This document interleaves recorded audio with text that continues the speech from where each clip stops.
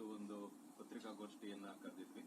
ಈ ಒಂದು ಪತ್ರಿಕಾಗೋಷ್ಠಿಯಲ್ಲಿ ನಮ್ಮೆಲ್ಲರ ಜೊತೆಗೆ ನಮ್ಮ ಮಾಜಿ ಉಪಮುಖ್ಯಮಂತ್ರಿಗಳು ಮತ್ತು ಬೆಂಗಳೂರಿನ ಮತ್ತು ಮಲ್ಲೇಶ್ವರಂನ ಜನಪ್ರಿಯ ಶಾಸಕರಾಗಿರ್ತಕ್ಕಂಥ ಸಿ.ಎನ್. ಅಶ್ವಥ್ ನಾರಾಯಣ ಅವರು ಬಂದಿದ್ದಾರೆ. ಅವರಿಗೆ ಈ ಒಂದು ಪತ್ರಿಕಾಗೋಷ್ಠಿಗೆ ಸ್ವಾಗತವನ್ನು ಕೋರ್ತಾ ಇದ್ದೇನೆ. ಅದೇ ರೀತಿ ಬೆಂಗಳೂರು ಕೇಂದ್ರದ ಸಂಸದರು ನಮ್ಮೆಲ್ಲರ ನಾಯಕರಾಗಿರ್ತಕ್ಕಂಥ ಸನ್ಮಾನ್ಯ ಟಿ.ಸಿ. ಅವ್ರಿಗೂ ಕೂಡ ಸ್ವಾಗತವನ್ನು ಕೋರ್ತಾ ಇದ್ದೇನೆ. ಹಾಗೆ ಬೆಂಗಳೂರು ದಕ್ಷಿಣದ ಅಧ್ಯಕ್ಷರು ಹಾಗೂ ಜಯನಗರದ ಶಾಸಕರಾಗಿರ್ತಕ್ಕಂಥ ಸಿ.ಕೆ. ರಾಮಮೂರ್ತಿ ಅವರು ಬಂದಿದ್ದಾರೆ. ಅವ್ರಿಗೂ ಕೂಡ ಸ್ವಾಗತವನ್ನು ಕೋರ್ತಾ ಇದ್ದೇನೆ. ಮತ್ತೆ ಮಾಧ್ಯಮದ ಸ್ನೇಹಿತರಿಗೂ ಕೂಡ ಸ್ವಾಗತವನ್ನು ಕೋರ್ತಾ ಇದ್ದೇನೆ.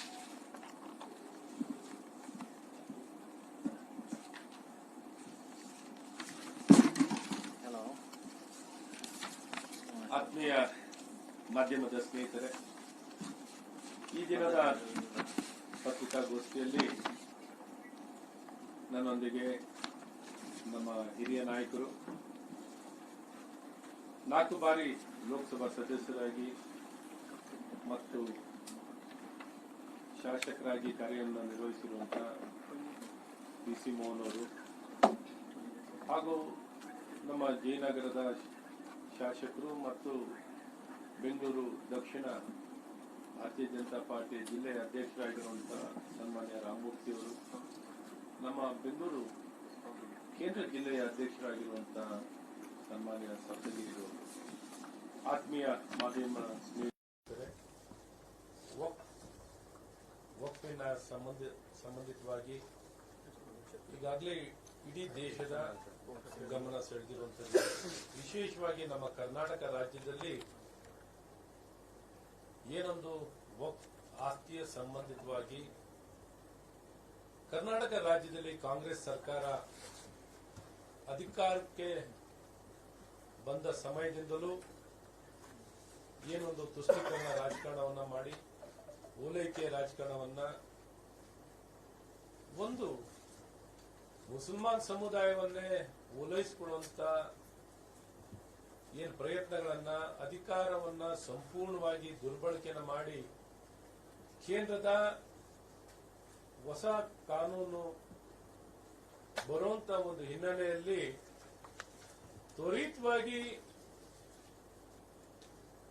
ಎಲ್ಲೆಲ್ಲಿ ರೈತರ ಆಸ್ತಿಗಳನ್ನ, ಮಠ ಮಂದಿರಗಳನ್ನ, ಶಾಲೆಗಳನ್ನ ವಕ್ಫಿನ ಆಸ್ತಿಯಾಗಿ ವಶಪಡಿಸಿಕೊಳ್ಳಲಿಕ್ಕೆ ಮಾಡಿದಂತ ಪ್ರಯತ್ನ ಇಡೀ ನಾಡಿನ ಜನತೆಗೆ ಗೊತ್ತಿರುವಂಥದ್ದು.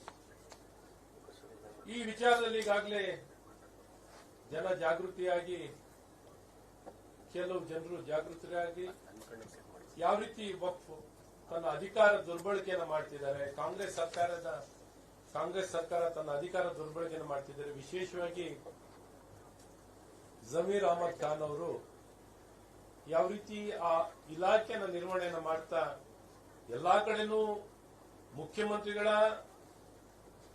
ಒಂದು ಆದೇಶ ತ್ವರಿತವಾಗಿ ಎಲ್ಲ ಇಂಡೀಕರಣ ಮಾಡಬೇಕು, ಕಾಲಂ ನಂಬರ್ 9, 11ರಲ್ಲಿ ಎಲ್ಲಾ ಆರ್ಟಿಸಿಗಳಲ್ಲಿ ಎಂಟ್ರಿ ಮಾಡಬೇಕು ಅನ್ನುವಂತ ಈ ಪ್ರಯತ್ನಗಳನ್ನ ಮಾಡಿರುವಂತದ್ದು ಈಗೆಲ್ಲ ನಾವು ನೋಡಿದ್ವಿ, ಕಂಡಿದ್ವಿ. ಈ ವಿಚಾರದಲ್ಲಿ ಈಗಾಗಲೇ ಸಾಕಷ್ಟು ಹೋರಾಟವನ್ನ ಭಾರತೀಯ ಜನತಾ ಪಾರ್ಟಿ ಮಾಡಿರುವಂತದ್ದಿದೆ. ಜನಜಾಗೃತಿ, ಧರಣ, ಹೋರಾಟ ಮತ್ತು ಸರ್ಕಾರದ ಗಮನವನ್ನು ಸೆಳೆದು ಸರ್ಕಾರದ ಮೇಲೆ ಸಾಕಷ್ಟು ಒತ್ತಡವನ್ನ ಹೇರುವಂತಹ ಕೆಲಸಗಳು ಈಗಾಗಲೇ ನಡೆದಿರುವಂತದ್ದಿದೆ. ಈ ಹಿನ್ನೆಲೆಯಲ್ಲಿ ಇವಾಗೇನು ಕಾಂಗ್ರೆಸ್ ಸರ್ಕಾರ ನೋಟಿಸ್ ಅನ್ನು ಹಿಂದೆ ಪಡೆಯುವಂತದ್ದು ಮಾಡಿದ್ದಾರೆ. ನೋಟಿಸ್ ಅನ್ನು ಹಿಂದೆ ಪಡೀಲಿಕ್ಕೆ ಈಗಾಗಲೇ ಸೂಚನೆಯನ್ನ ಕೊಟ್ಟಿದ್ದಾರೆ. ಆದರೆ ಬಹಳ ಮುಖ್ಯವಾಗಿ ಏನೊಂದು ಆರ್ಟಿಸಿಗಳಲ್ಲಿ ಎಂಟ್ರಿಗಳಾಗಿದೆ ಮತ್ತು 1974ರ ಈ ಗೆಜೆಟ್ ಅನ್ನು ಹಿಂದೆ ಪಡಿಬೇಕು ಅನ್ನುವಂಥದ್ದು ನಮ್ಮ ಒತ್ತಾಯವಾಗಿದೆ. ಈ ದಿಕ್ಕಲ್ಲಿ ಇನ್ನೂ ಬಹಳ ಪ್ರಬಲವಾಗಿ ಹೋರಾಟ ಆಗಬೇಕು ಅನ್ನುವಂಥದ್ದು ಇವತ್ತು ನಮ್ಮ ಪಕ್ಷದಲ್ಲಿ, ಭಾರತೀಯ ಜನತಾ ಪಾರ್ಟಿಯಲ್ಲಿ ಬಹಳ ಸ್ಪಷ್ಟವಾಗಿ ನಿರ್ಧಾರವನ್ನು ತಗೊಂಡು ಈ ದಿಕ್ಕಿನಲ್ಲಿ ನಮ್ಮ ಭೂಮಿ ನಮ್ಮ ಹಕ್ಕು ಶೀರ್ಷಿಕೆ ಅಡಿಯಲ್ಲಿ ಜನಾಂದೋಲನ, ಜನಜಾಗೃತಿ ಆಂದೋಲನವನ್ನ ಮಾಡೋಕೆ ಈಗಾಗಲೇ ನಿಶ್ಚಯನ ಮಾಡಿ ಏನೊಂದು ಈ ತಿಂಗಳು ಡಿಸೆಂಬರ್ ತಿಂಗಳು ನವೆಂಬರ್ 21, 22ನೇ ತಾರೀಕು.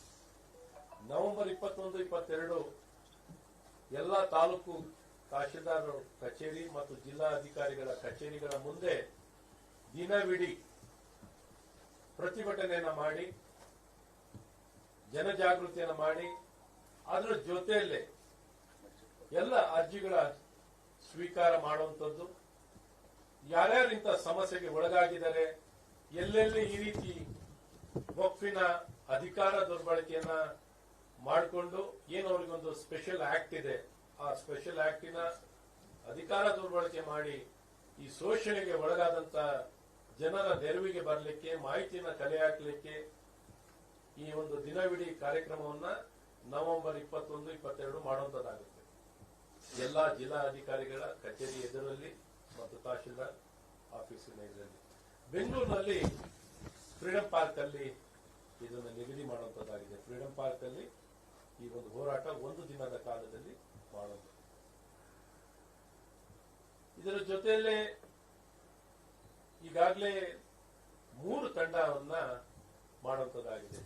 ನಮ್ಮ ಪಕ್ಷದಲ್ಲಿ ಎಲ್ಲ ವರಿಷ್ಠರ ಒಳಗೊಂಡಂತೆ ಕೇಂದ್ರ ಸರ್ಕಾರದ ಸಚಿವರು ಮತ್ತು ನಮ್ಮ ಎಲ್ಲ ಪ್ರಮುಖರು, ಮಾಜಿ ಮುಖ್ಯಮಂತ್ರಿಗಳು, ಹಿರಿಯರು, ವರಿಷ್ಠರು, ಎಲ್ಲ ದಿಗ್ಗಜರನ್ನ ಒಳಗೊಂಡಂತೆ 3 ತಂಡಗಳು. ಒಂದು ತಂಡದ ನೇತೃತ್ವವನ್ನ ನಮ್ಮ ರಾಜ್ಯದ ಭಾರತೀಯ ಜನತಾ ಪಾರ್ಟಿ ಅಧ್ಯಕ್ಷರಾಗಿರುವಂತಹ ಸನ್ಮಾನ್ಯ BY ವಿಜೇಂದ್ರ ಯಡಿಯೂರಪ್ಪನವರ ಒಂದು ನೇತೃತ್ವ, ನಮ್ಮ ಪ್ರತಿಪಕ್ಷದ ನಾಯಕರಾಗಿರುವಂತಹ ಸನ್ಮಾನ್ಯ ಆರ್ ಅಶೋಕ್ ಅವರ ನೇತೃತ್ವ, ಹಾಗೆ 3ನೇ ತಂಡ ನಮ್ಮ ವಿಧಾನ ಪರಿಷತ್ತಿನ ಪ್ರತಿಪಕ್ಷದ ನಾಯಕರಾಗಿರುವಂತಹ ಚಲವಾದಿ ನಾರಾಯಣಸ್ವಾಮಿ ಅವರ ನಾಯಕತ್ವದಲ್ಲಿ 3 ತಂಡಗಳನ್ನು ಮಾಡುವಂತದ್ದಾಗಿದೆ. 3 ತಂಡಗಳು ಡಿಸೆಂಬರ್ ಮೊದಲನೇ ವಾರದಲ್ಲಿ ಇಡೀ ರಾಜ್ಯ ಉದ್ದಾಗಲದಲ್ಲಿ ಪ್ರವಾಸ ಮಾಡುವಂತದ್ದಾಗುತ್ತೆ. ಎಲ್ಲ ರೈತರನ್ನ, ಮಠಾಧೀಶರುಗಳನ್ನ, ಇತರ ಸಾರ್ವಜನಿಕ ಸ್ಥಳಗಳನ್ನೆಲ್ಲ ಏನು ಇವತ್ತು ವಕ್ಫಿನ ಆಸ್ತಿ ಅಂತ ಘೋಷಣೆಯನ್ನ ಮಾಡಿ ಆ ಇಂಡೀಕರಣವನ್ನು ಏನ್ ಮಾಡಿದ್ದಾರೆ, ಆ ವಿಚಾರದಲ್ಲಿ ಎಲ್ಲರ ಅಹವಾಲುಗಳನ್ನ ಸ್ವೀಕರಿಸಿ, ಕುಂದುಕೊರತೆಗಳನ್ನ ಕೇಳಿ, ಹೇಗೆ ಪರಿಣಾಮಕಾರಿಯಾಗಿ ಮಾಹಿತಿ ಪಡೆದು ಪರಿಣಾಮಕಾರಿಯಾಗಿ ಇವತ್ತು ಆ ವಿಚಾರವನ್ನ ಮಂಡಿಸಲಿಕ್ಕೆ ಬರುವಂತ ಚಳಿಗಾಲದ ಅಧಿವೇಶನ, ಡಿಸೆಂಬರ್ನಲ್ಲಿ ನಡೆಯುವಂತಹ ಅಧಿವೇಶನದಲ್ಲಿ ನೈಜ ವಿಚಾರವನ್ನ ಒಂದು ಪರಿಣಾಮಕಾರಿಯಾಗಿ ಮಂಡಿಸುವಂತ ಜನರ ಪರವಾಗಿ ಈ ಪ್ರಾಮಾಣಿಕ ಪ್ರಯತ್ನವನ್ನು ಮಾಡಲಿಕ್ಕೆ, ಈ ಸಮಸ್ತ ಮಾಹಿತಿಯನ್ನ ಪಡೀಲಿಕ್ಕೆ ಮತ್ತು ಜನರ ಅಹವಾಲನ್ನು ಸ್ವೀಕರಿಸಿ ಈ 3 ತಂಡಗಳು ಎಲ್ಲಾ ಕಡೆನೂ ಡಿಸೆಂಬರ್ ಮೊದಲನೇ ವಾರ ಪ್ರವಾಸ ಮಾಡುವಂತದ್ದಾಗುತ್ತೆ. ತದನಂತರ ಏನೊಂದು ಅಧಿವೇಶನದ ಮುಂಚೆ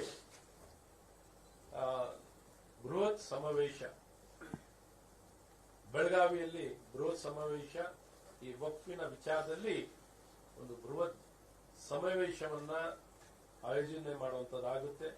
ಇಲ್ಲಿ ಬಹಳ ಸ್ಪಷ್ಟವಾಗಿ ಈ ಒಂದು ಕಾಂಗ್ರೆಸ್ ಸರ್ಕಾರಕ್ಕೆ ಮತ್ತು ವಕ್ಫ್ ಬೋರ್ಡಿಗೆ ಬಹಳ ಸ್ಪಷ್ಟ ಸಂದೇಶ, ಈ ರೀತಿ ಅಧಿಕಾರ ದುರ್ಬಳಕೆಯನ್ನು ಮಾಡ್ತಿರೋ ವಿಚಾರದಲ್ಲಿ ತಕ್ಷಣ ಕ್ರಮವನ್ನು ವಹಿಸಿ ಎಲ್ಲ ಏನು 1974ರ ಗೆಜೆಟ್ ನೋಟಿಫಿಕೇಶನ್ ಅನ್ನ ಹಿಂದೆ ಪಡಿಬೇಕು,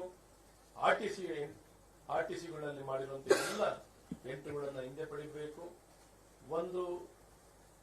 ಏನೊಂದು 100 ವರ್ಷದಿಂದ ತಮ್ಮ ಭೂ ಒಡೆಯರಾಗಿ ತಮ್ಮ ಬದುಕನ್ನು ಕಟ್ಕೊಂಡಿರುವಂತಹ ರೈತರಾಗ್ಲಿ, ನಮ್ಮ ಐತಿಹಾಸಿಕ ಸ್ಥಳಗಳಾಗ್ಲಿ, ಇವೆಲ್ಲವನ್ನು ಹಿಂತಿರುಗಿಸುವಂತದ್ದಾಗಬೇಕು ಅನ್ನುವಂಥದ್ದನ್ನ ಬಹಳ ಸ್ಪಷ್ಟ ಸಂದೇಶ ಕೊಡಲಿಕ್ಕೆ ಮಾಡುವಂತ ಒಂದು ಕಾರ್ಯಕ್ರಮ ಆಗಿರುತ್ತೆ. ಅದರ ಜೊತೆಯಲ್ಲೇ ಇನ್ನ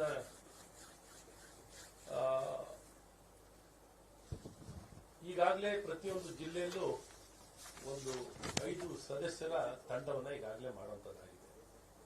ರೈತರ ಈ ತಂಡದಲ್ಲಿ ರೈತರು, ವಕೀಲರು, ಇನ್ನಿತರ ಪ್ರಮುಖ ವ್ಯಕ್ತಿಗಳನ್ನ ಒಳಗೊಂಡಂತೆ ಆ ಜಿಲ್ಲೆಯಲ್ಲಿ 5 ಜನರ ಈ ತಂಡ ಎಲ್ಲ ರೈತರನ್ನ ಭೇಟಿಯಾಗಿ ಈಗಾಗಲೇ ಎಲ್ಲೆಲ್ಲಿ ಈ ರೀತಿ ಅನ್ಯಾಯಕ್ಕೆ ಒಳಗಾದಂತಹ, ಶೋಷಣೆಗೆ ಒಳಗಾದಂತಹ ವ್ಯಕ್ತಿಗಳನ್ನ ಸಂಪರ್ಕವನ್ನು ಮಾಡಿ ಅವರ ಅರ್ಜಿಗಳನ್ನ, ಅಹವಾಲುಗಳನ್ನ ಸ್ವೀಕರಿಸಿ ಯಾವ ರೀತಿ ಅನ್ಯಾಯ ನಡೆದಿದೆ, ಯಾವ ರೀತಿ ವಕ್ಫ್ ಬೋರ್ಡ್ ತನ್ನ ಅಧಿಕಾರ ದುರ್ಬಳಕೆಯನ್ನು ಮಾಡಿಕೊಂಡು ತನ್ನ ಆಸ್ತಿಯಾಗಿ ಘೋಷಣೆ ಮಾಡಿಕೊಂಡಿರುವಂಥದ್ದು, ಈ ಎಲ್ಲ ವಿಚಾರಗಳನ್ನ ತಿಳ್ಕೊಳ್ಳಿಕ್ಕೆ, ಮಾಹಿತಿಯನ್ನು ಪಡೀಲಿಕ್ಕೆ ಈಗಾಗಲೇ 5 ಜನರ ತಂಡ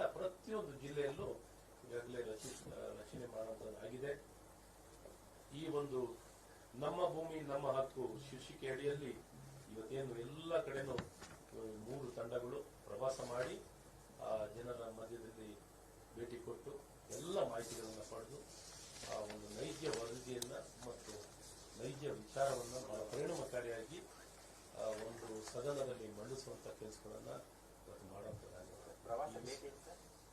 ಡಿಸೆಂಬರ್ ಮೊದಲನೇ ವಾರ ಡೇಟು ಒಟ್ಟು ಮೊದಲನೇ ವಾರದಲ್ಲಿ ಈಗಿನ ಡಿಸೆಂಬರ್ ಇನ್ನೇನು 9ನೇ ತಾರೀಕು ಸದನ ಪ್ರಾರಂಭ ಆಗುವಂತದ್ದಾಗುತ್ತೆ. ಈ ಮುಂಚೆ 1 ವಾರ ಕಾಲ ಪ್ರಾಬ್ಲಿ ಹೆಚ್ಚು ಕಡಿಮೆ 1ನೇ ತಾರೀಕಂತ ಸ್ಟಾರ್ಟ್ ಆಗ್ಬೋದು. ಡೇಟ್ ಇನ್ನೂ ಬಹಳ ಸ್ಪೆಸಿಫಿಕ್ ಆಗಿ 1 ವಾರ ಮುಂಚೆನೆ ಸ್ಟಾರ್ಟ್ ಆಗುತ್ತೆ. ಅದ ನಂತರ ಸಮಾವೇಶ ಇರುತ್ತೆ, ಬೃಹತ್ ಸಮಾವೇಶ ಇರುತ್ತೆ. ಪ್ರಾಬ್ಲಿ ಅದು 9ನೇ ತಾರೀಕು ಇರುತ್ತೆ. ಡೇಟ್ ಎಲ್ಲ ಹೇಳ್ತಾರೆ, ಇನ್ನೊಂದು ಬಹಳ ಸ್ಪಷ್ಟ ಡೇಟ್ ಕೊಡೋಕ್ಕಾಗಲ್ಲ. ಟೆಂಟೇಟಿವ್ ನಾನು ಹೇಳಿದ್ದೀನಿ ಅಷ್ಟೇ. ಇಷ್ಟು ವಿಚಾರ ಇನ್ನು ಹಲವಾರು ವಿಷಯ